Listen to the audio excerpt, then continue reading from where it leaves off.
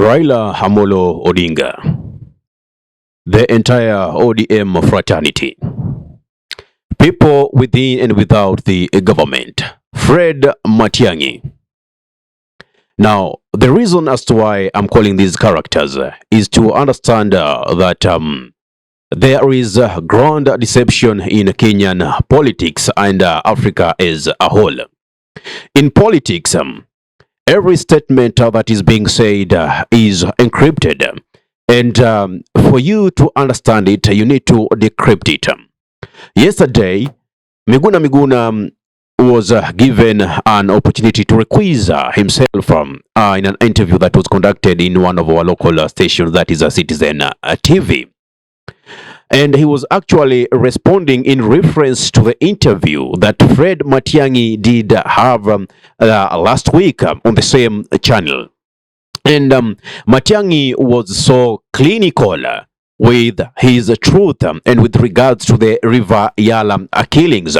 So remember, if we are saying we are draining the swamp, we need to make sure that we drain it completely, and we need to have a fresh breed of leaders. So why am I saying so? First, let us listen to what Miguna Miguna got to say in his requisition before we continue. But put in mind, deception is the key. So when that happened, and Raila Odinga, the con man, then joined Uhuru Kenyatta, even though Uhuru Kenyatta purported to have done with Matiang'i what they did against me, because I swore Raila Odinga in, among other concoctions. Raila Odinga supported that. Raila Odinga supported my sedation and injection of poison into my blood. Raila Odinga supported the destruction of my home with explosives.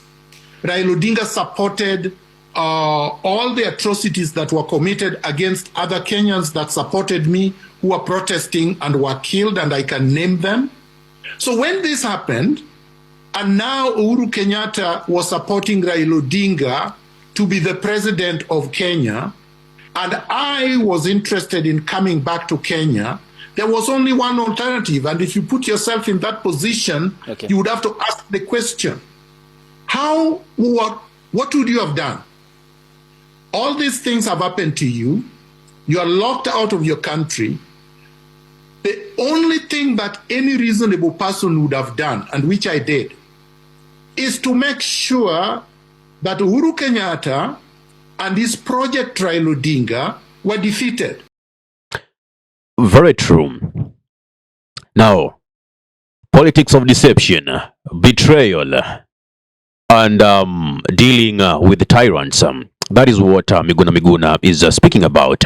Now, for you who don't understand what General is speaking about, remember in the national NRM movement, that he is still chairing, and he's still the general. He went ahead and sworn in Raila Amolo Odinga as the people's president, which was seen by the then regime of Uhuru Muigai Kenyatta and deputized by William Samoei Ruto. It was seen as an act of treason. And against every order, Miguna Miguna was deported back to Canada. And the government insisted that Miguna Miguna is not a Kenyan. Now, this was a bit confusing. A man born in an African soil being deported, and the person who actually made his deportation come true was there silent, bargaining for a slot in the then Uhuru's regime. And the witness and check of Fred Matiang'i, who by then was the Interior Cabinet Secretary, who again, right now, other people see him as the option for presidency. Now, there is something with the system. I talked this in some of my videos in the past, whereby I said, in Kenya, we have never had a regime change because the persons or the ministers who are in Kenyatta's government, the ones who remained alive are the people who came and also administered in Moi teacher government for 24 years. They are the same who transited to Mwai Kibaki's government, for those who still were alive by then.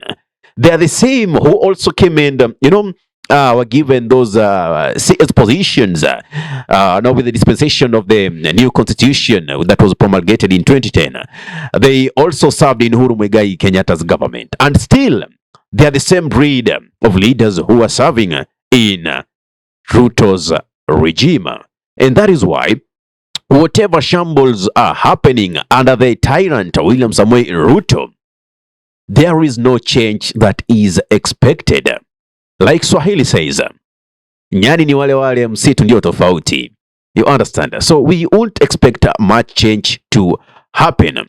And whatever happened to Miguna Miguna, that is why he was really pushing for the Kenyans not to vote in Uhuru Muigai Kenyatta's puppet burden or project, who was Raila Amolo Odinga. And I always say this, you may like it, you may not. It might not be your popular opinion, but the truth is the cause of non-development in Nyanza, and to be very specific in Luo Nyanza, is Raila Amolo Odinga. He's committed atrocities that none of his sycophants want to listen to. But you know what? We are here not to sugarcoat things, but just to play them plain in black and white. Now, just the other day, we had Caleb Amisi telling Rigathi Gachagua that, you know what? I did vote in for your impeachment so that you will go outside there and make sure that Ruto is removed out of power. How true is the statement, or is it still deception? I would gladly say that it is the deception. Caleb Amisi is an ODM member of parliament. And as it is, ODM is one leg inside the government and one leg outside the government.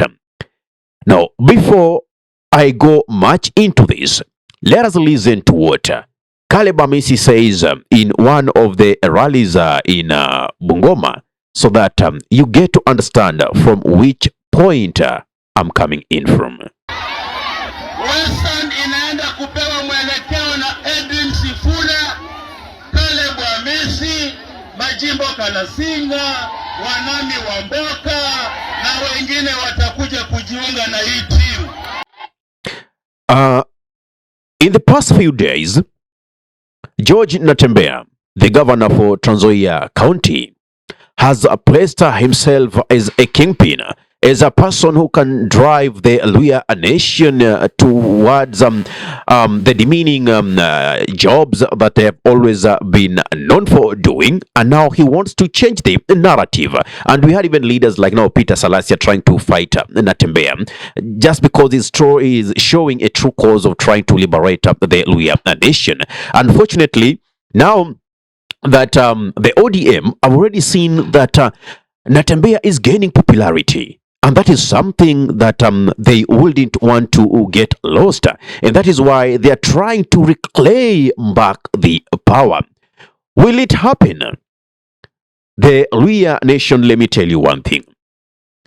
What the politicians have always been doing over time is to use the tribal card, which is the largest political capital that politicians use to divide and rule the multitudes.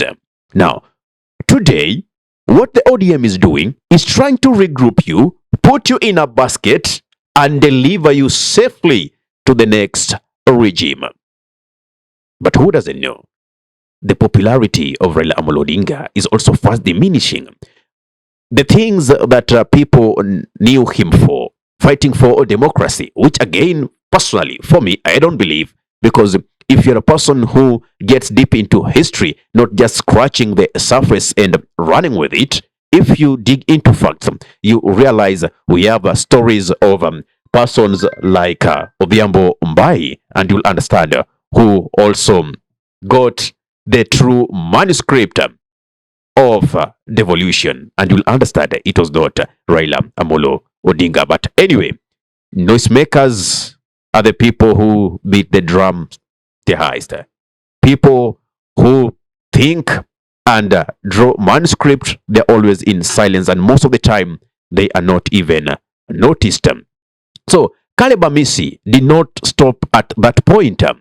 He even said, we do not need Wamunyoro, meaning Gachagua, because they saw the opposition front led by the DCP leader Rigathi Gachagua is gaining popularity, is gaining power. I'm not saying Gachagua is the best. If anything, he will also make the worst president because he was part of the system, and in opposition, he is still the system. We are enough. We do not need even Timu wa Munyoro. Sisi peke yetu, we are enough to send William Ruto nyumbani. Muko tayari?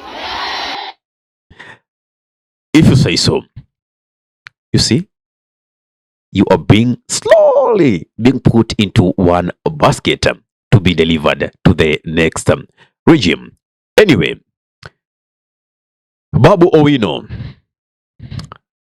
this one I can truly call a leader.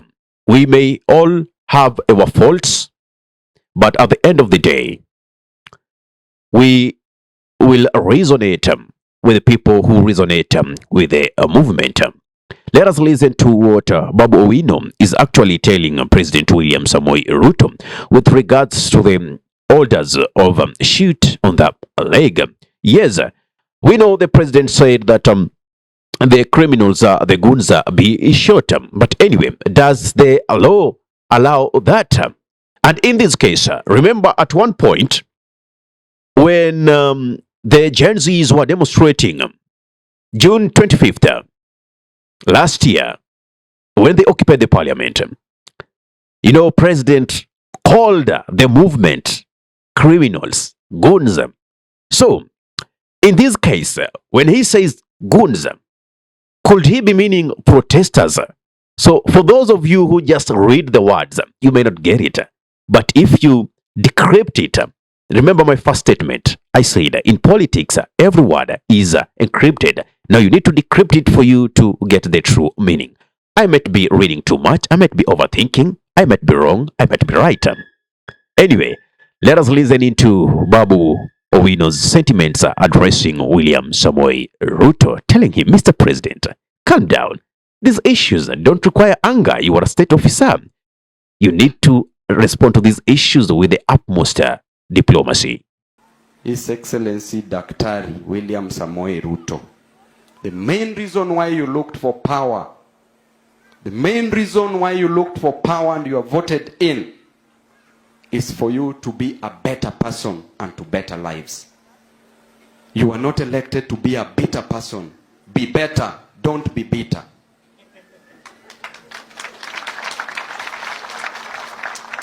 If you give instructions for people to be shot on the legs, Rex Masai was killed, he was shot on the leg. He overbled and died. If you kill everybody, who will you rule? You have to know that presidents come and go, but the nation will still remain intact. We had the first president, Jomo Kenyatta, came and went. Second president, Daniel Toroitich arap Moi, came and left. Third president, Mwai Kibaki, came and left. Fourth president, Uhuru Kenyatta, came and left. You are the fifth president of the Republic of Kenya.